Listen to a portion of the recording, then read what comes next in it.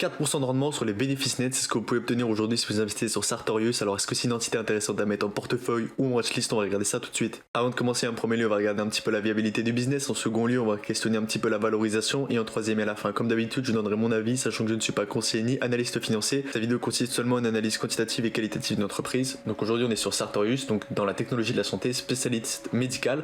On va aller regarder dans quoi ils opèrent avec le DU de cette entreprise. Donc 25 sites de production dans plus de 25 pays. Siège social à Aubagne en France, donc j'ai pu personnellement aller au siège social de cette entreprise, plus de 12 000 collaborateurs, un taux de croissance composé du chiffre d'affaires d'à peu près 20% pendant 10 ans, 90% des parts de marché auprès des clients de sciences de la vie, donc c'est-à-dire qu'on a quand même une position concurrentielle archi carrée sur ce genre d'entreprise.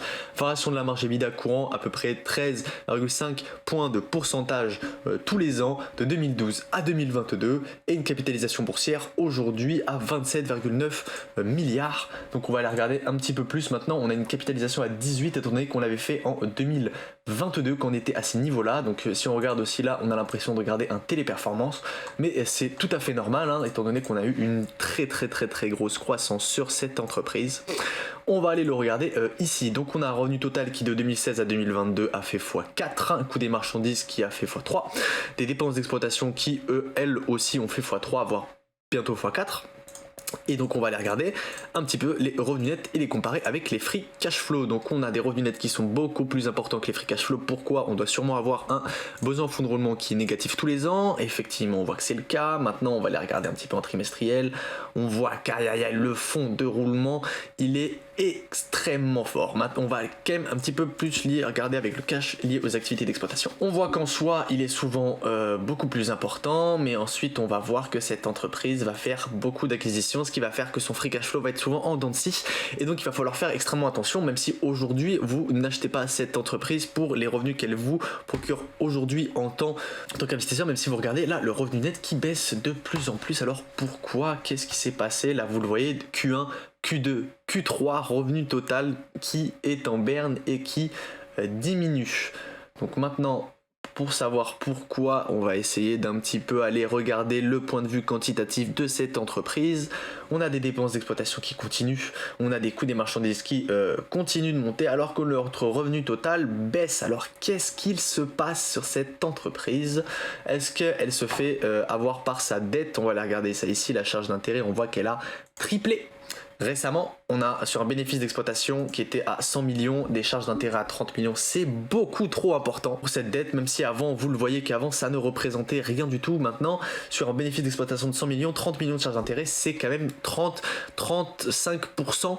C'est beaucoup trop important. Là, on le regarde, la dette totale, elle est passée de 630 millions à 3,79. On a aucune argent en liquidité et un total des actifs et des capitaux propres, donc c'est-à-dire en avoir, on est à peu près sur 2,63 milliards et on a une capi à 18, c'est-à-dire qu'on est valorisé à peu près 8 fois voire 7 fois nos avoirs. C'est énorme, c'est-à-dire qu'on pense que cette entreprise avec ses actifs pourrait nous rendre un revenu extrêmement important. Donc normalement on va le voir ici, ça dans les statistiques avec le rendement des actifs, il devrait être important. On voit que le rendement des actifs diminue. Le rendement des actifs diminue effectivement, le rendement des capitaux propres, on voit qu'il augmente. Alors, en termes trimestriels, on voit que pas du tout. En termes trimestriels, il se fait défoncer. Rendement du capital investi, on voit qu'aussi, en termes trimestriels, on se fait défoncer. En termes de marge brute, identique. La marge brute, elle se fait défoncer. La marge opérationnelle, elle se fait défoncer. La marge nette, elle s'est fait manger. On est passé de 31% de marge nette à 3,85%. Alors, ce sont des chiffres. Qu'est-ce qui se passe? Est-ce que l'entreprise a un problème, même si aujourd'hui, elle est toujours aussi valorisée, alors que pourtant elle a des marges nettes qui passent à 3,85. Alors pourquoi? Est-ce que c'est son core business qui a un problème? Est-ce que voilà, vous le voyez, Biopharmatical, est-ce que c'est un problème? Est-ce qu'elle a un problème avec sa chaîne d'approvisionnement? Est-ce qu'elle a un problème avec les personnes avec qui elle va vendre ses médicaments ou à qui elle va vendre ses solutions, etc. Donc voilà, vous le voyez ici. Fort présence sur les marchés, Amérique, Europe, Asie, on est un petit peu partout. Et donc ici on voit, chez Sartorius Biotech, nous donnons aux scientifiques et aux ingénieurs les moyens de simplifier et d'accélérer les processus en matière de sciences de la vie et de bioprocédés, ce qui permet la fabrication de nouveaux produits pharmaceutiques plus efficaces, etc. Donc c'est-à-dire que ce n'est pas elle qui va créer de nouveaux médicaments.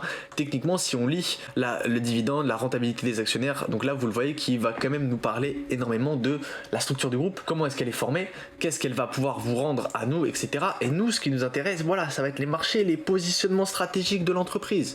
On voit que c'est un secteur, il nous le dit, relativement jeune, la maturité et l'intensité de la concurrence ne cessent d'augmenter. Afin d'aider ses clients à relever le défi, Sartorius n'a cessé d'élargir son portefeuille, fort de son orientation claire sur le marché, l'entreprise dispose d'une excellente compréhension des applications, etc. Donc on va être sur une entreprise qui va avoir, j'imagine, un total d'actifs immobilisé extrêmement impressionnant. On voit qu'ici, immobilisation incorporelle et nette, goodwill, on est passé à 2,32. Pourquoi? Parce qu'on fait énormément d'acquisitions. Maintenant, on va aller questionner la politique d'allocation du capital. Pourquoi est-ce qu'on a autant d'acquisitions? On voit que là, sur le Q3, on a acquisition à 2,2 milliards financés uniquement avec de la dette. On voit ici, émission de la dette financée uniquement avec de la dette. On n'a pas eu d'émission d'action, étant donné qu'ils ne veulent pas faire baisser le cours, mais cette émission de dette nous fait passer d'une entreprise à assez bien gérée à une entreprise qui aujourd'hui pourrait connaître de sérieux problèmes, étant donné qu'elle n'arrive pas à s'autofinancer. On le voit, niveau free cash flow, c'est assez important. On va aller continuer d'émettre de la dette. On continue d'émettre de la dette, donc là, elle est beaucoup plus impressionnante. Mais en termes de bilan, qu'est-ce qu'on a pu récupérer? Est-ce qu'on a récupéré beaucoup en goodwill? Bon, on voit qu'en liquidité, ça n'a pas été le cas. En inventaire, ça n'a pas été le cas. En investissement à long terme, on a un petit peu monté. En usine, on a pris 100 millions. Et ensuite, on a vraiment tout récupéré en goodwill. Alors, qu'est-ce qu'on a fait comme acquisition? Est-ce qu'on a acquis de goodwill? Je vous ai dit goodwill, mais ça peut effectivement être aussi des brevets. Il va falloir faire attention, il va falloir regarder un petit peu plus loin. On voit que même si la dette a augmenté, la valeur comptable par action a augmenté. Alors, effectivement, la valeur comptable, elle prend aussi en compte l'incorporel, c'est pour ça qu'il faut aller faire attention, mais si on a un goodwill qui est assez important, ça veut quand même dire que l'acquisition qu'elle a faite, techniquement, c'était une entreprise qui était extrêmement valorisée et qui prévoyait que ses actifs lui donnaient un rendement quand même assez important. Parce que si aujourd'hui, on valorise à 7 voire 8 fois son total d'equity, c'est-à-dire ses actifs, c'est que cette entreprise a la possibilité de faire des très gros rendements avec très peu d'actifs. Qu'est-ce que pensent les analystes sur à peu près les revenus que pourrait avoir cette entreprise? Ils pensent qu'il va avoir une sacrée stagnation parmi ses revenus et donc on devrait avoir une diminution de moitié. On le voit sur 2023 sur ce qui nous pense, et on voit qu'effectivement le Q4 devrait être encore baissier et qu'on devrait retrouver une certaine croissance à peu près à partir de 2025 et 2026. On pourrait aller retrouver une croissance alors qu'elle a été extrêmement forte, hein. Vous le voyez durant les 4 dernières années, hein, on a pu multiplier par 4 notre bénéfice par action. Et aujourd'hui, on voit que cette entreprise va avoir un peu plus de mal, malgré le portefeuille intéressant que pourrait posséder Sartorius. Je vous conseille d'aller faire vos recherches si vous investissez dans le domaine médical, hein, parce qu'il faut faire très attention. Là, vous le voyez, en termes de ratio court-bénéfice, en fait, c'est complètement démesuré, hein. Aujourd'hui, l'entreprise ne vous donne aucun accès à l'action en fait. Vous n'avez aucun accès à l'action. Sur les 5 dernières années, à aucun moment elle n'a été plus basse que 40 voire 35 fois les bénéfices. On va aller un petit peu quand même essayer de regarder le point le plus bas qu'on aurait pu atteindre sur cette entreprise, c'est-à-dire 30 fois les bénéfices. Et personnellement, je n'achète pas une entreprise en dessous de 20 fois les bénéfices, sauf si je connais le business model que va opérer l'entreprise et je peux assez facilement prédire la croissance. Là, ici, je n'en sais rien, même si on peut analyser le DU de Sartorius et penser qu'il pourrait avoir une croissance sur les prochaines années, c'est assez compliqué de se le figurer. Et donc aujourd'hui, en termes de valorisation, on est beaucoup trop valorisé sur une entreprise qui aujourd'hui est en perte de vitesse. Alors pourquoi est-ce qu'elle est en perte de vitesse? Est-ce que, on l'a dit, hein, est-ce que ça va être uniquement parce que aujourd'hui elle va avoir des brevets qui vont tomber dans le domaine public et il va avoir des problèmes, elle va avoir une baisse de rentabilité sur certains produits, on voit que sa marge brute a diminué. Je peux comprendre qu'une marge nette et qu'une marge opérationnelle diminue étant donné qu'on fait de la croissance et que donc on a besoin, etc.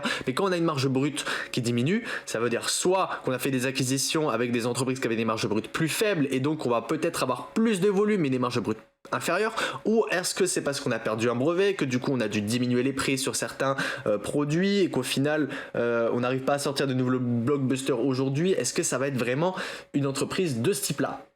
C'est-à-dire vraiment de type médical, oui, ou va falloir très attention, c'est-à-dire que pendant 20 ans tout peut aller extrêmement bien et un jour, quand on a perdu notre brevet, bam, on a une perte sèche et si l'entreprise n'a pas réussi à sortir de nouveaux blockbusters, on va avoir effectivement une grosse perte sèche. On a pu l'avoir sur Sanofi, on a pu l'avoir sur Pfizer, etc. Quand on a une baisse sèche de ce qu'on a et qu'on n'a pas pu récupérer, c'est-à-dire aller ressortir un nouveau blockbuster pour aller récupérer toute cette croissance qu'on avait perdue ou qu'on avait atteint, on a une baisse faramineuse. Alors on voit que depuis 2 ans, la baisse est importante, sauf que on sait que le revenu net, en tout cas en TTM, il baisse, c'est-à-dire que on va avoir une revalorisation en termes ici. Là vous le voyez, hein, on a eu des là par exemple le revenu avait baissé. C'est-à-dire qu'on était à peu près sur 33 fois les bénéfices et ensuite là vous voyez l'action baisse mais en fait nos revenus ont baissé, c'est-à-dire que son PER il est calculé en TTM, c'est-à-dire avec les 4 derniers trimestres. Voilà. Donc même si on a eu 2 trimestres en 2023 et les 2 derniers trimestres de 2022, ça va être comptabilisé en TTM et donc ça va faire partie du PER, sachant qu'on a vu que nos 3 derniers trimestres étaient plus bas, donc le PER a augmenté de manière mécanique, c'est-à-dire qu'aujourd'hui si vous faites une valorisation de l'entreprise, vous pouvez trouver un PER qui pourra potentiellement être en dessous des 30. Aujourd'hui, si vous pensez que son bénéfice peut augmenter de manière significative et pourrait même juste récupérer des niveaux de 2022, on pourrait avoir une valorisation qui serait potentiellement plus faible parce qu'évidemment quand là vous regardez 41, vous dites je passe à côté d'une entreprise qui potentiellement est extrêmement intéressante parce que 41, je ne peux pas rentrer dans une entreprise avec un PER de 41 parce que potentiellement cette entreprise peut aller retomber à sa valeur tangible, son tangible book value qui est à 28 euros et aujourd'hui on est à 208 euros, donc il faut faire extrêmement attention. On a possiblement une baisse de 80% qui pourrait arriver si vous ne connaissez pas l'entreprise. Maintenant, vous savez que ces actifs peuvent effectivement produire énormément de valeur en termes de revenus net, hein, c'est-à-dire que ces actifs lui permettent de faire à peu près la moitié de son revenu net. Hein. On avait des actifs qui correspondaient à 5 milliards et on avait un revenu total qui était à 3,4 milliards, c'est-à-dire que nos actifs sont extrêmement rentables. Ce que vous voyez en revenu net, hein, on est à peu près sur 30 à 40% de marge nette. Vous le voyez, 3,5 à 1,1. C'est-à-dire qu'on est sur une trentaine %, voire un tout petit peu plus en marge nette. Donc on était sur une entreprise assez bien gérée. Maintenant on voit que ça baisse.